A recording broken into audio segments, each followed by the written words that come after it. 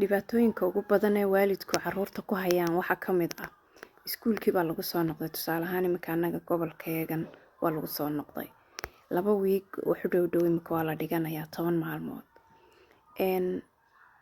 Bugaagtii loo diray waalidka 2 bilood ka hor waraaqihii loo dhibay liiska bugaagta ah iyo qalimaanta ilmahaaga u soo iibi ayaa ilaa imika maalin walba caruurta qaar la weydiinaya.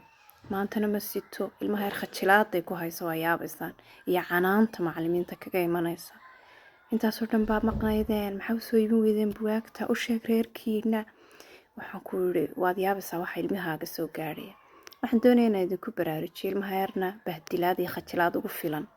canaanina way kasoo horeysaa, iskuulkii calool xanuun buu ku imanayaaye oo taabuusadii dhacday. waxaa samaysaan walaalayaal intaan weli ku noqonin iskuullada oo u dalba imika caruurtiina intaanad fasax teginba ka hor bugaagta iska sii dalba iyo qalimada iyo waxa laga raba ilmahaaga oo meel iska sii dhig iyagoo kuu diyaara hadhow ha soo qaata ilmahaagii. waa mas-uuliyad darro ilmahana waxay ku tahay khajilaad iyo canaan iyo magaranaysa caruurtii oo dhan wada bugaagtii haysta. maantana waa la weli ma sido yaa markuu soo gelayaa wuu sii baqanayaa ilmo ila waa la weydiinaya uu og yahay. waalidka qaarna waa iska dhayalsanayaan.